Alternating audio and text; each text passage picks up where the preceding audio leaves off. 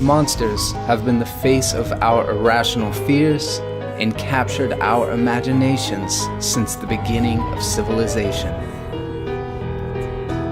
Like our fears, they come in all shapes and sizes and meet us in our nightmares. They can be physical manifestations of evil, serve as metaphors that reflect our current anxieties, or they can be cautionary tales about the consequences of man's meddling with the natural order.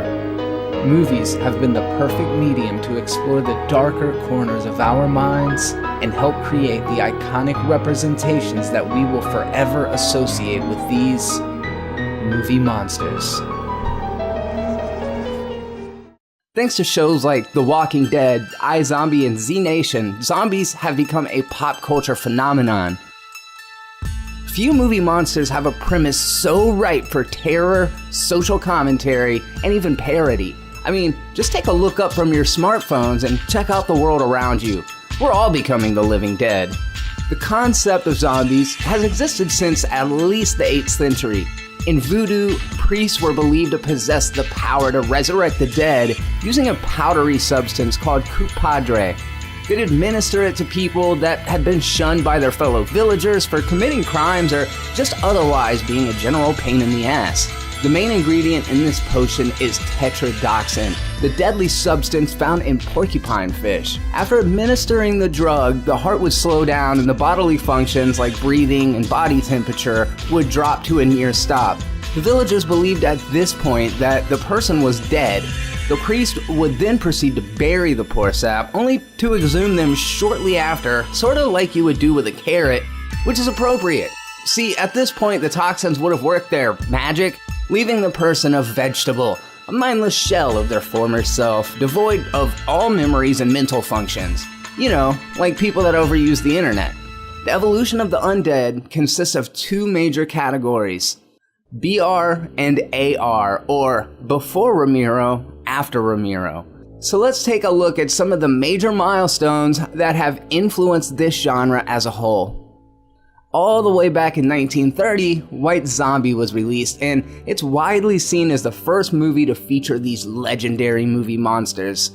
It stars the legendary Bela Lugosi as an evil voodoo master. Pitch perfect casting, if you ask me.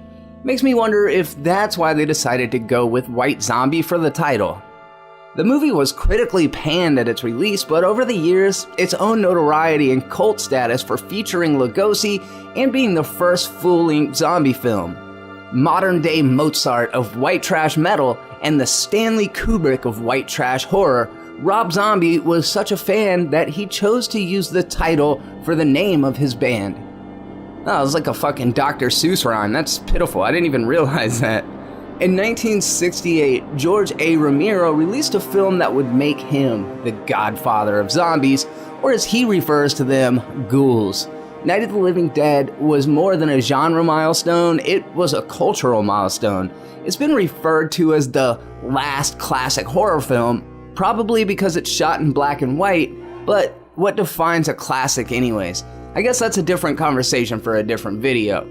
The fact that it was shot in black and white was much more of a budgetary restriction than it was an artistic decision, but the contrast of light and dark really do add a ton to the creepy atmosphere. A group of strangers are holed up together in a small farmhouse as a horde of the undead takes siege outside. Can the group work together, or will conflict and squabbling cause their demise?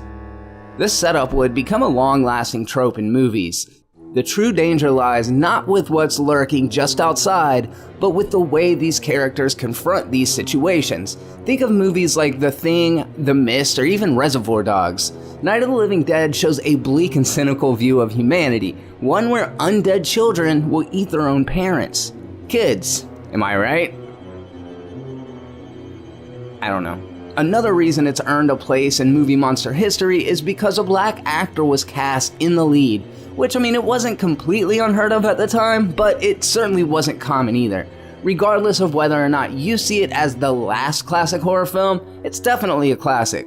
It was a decade between the release of Romero's Night of the Living Dead and his follow-up Dawn of the Dead. When Dawn was released, it expanded the world and the scope of the original and showed the way America would likely deal with a zombie outbreak. It had no direct continuity to Night, but it took place in the same zombie-infested world. The military's taken control of large areas outside the cities, but these urban settings are just too populated to actually secure.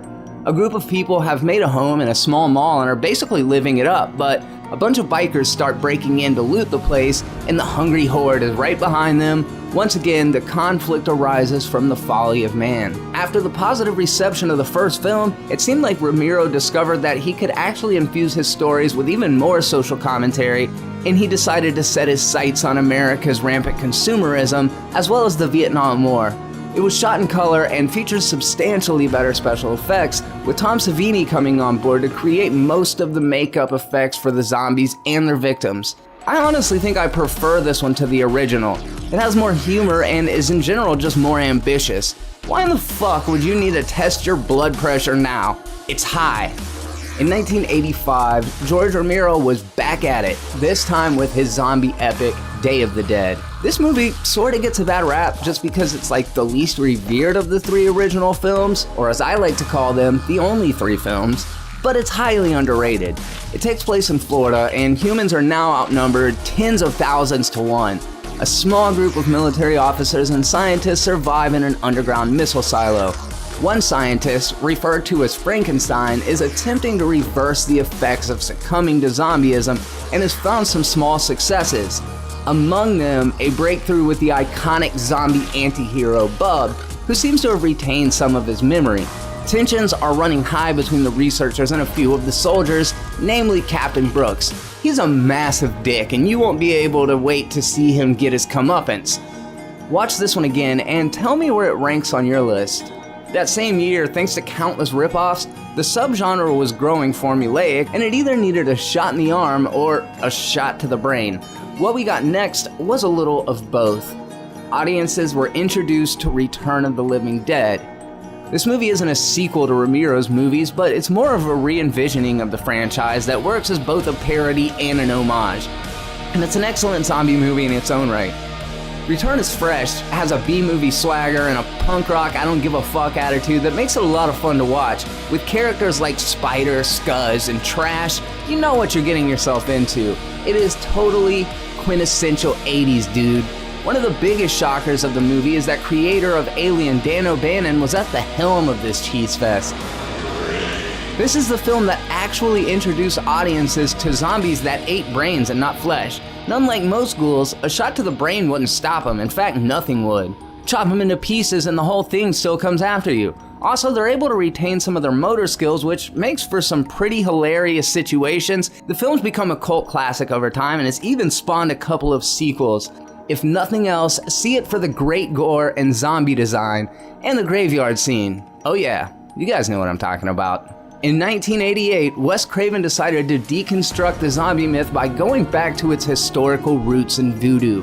Like several of Craven's films, Serpent and the Rainbow was loosely inspired by true events. 10 years before its release, a woman in Haiti came face to face with her deceased brother. This led to the uncovering of one of the most bizarre tales ever spun. Their other brother conspired with a voodoo priest and essentially cursed him to roam the village as a zombie. An American journalist, played by Bill Pullman, you know, the greatest president in cinematic history, is sent by his editor to cover the story. That's where Serpent and the Rainbow kicks off. The movie obviously takes plenty of liberties, but it certainly sticks closer to the facts than, say, A Nightmare on Elm Street, also said to have been based on a true story.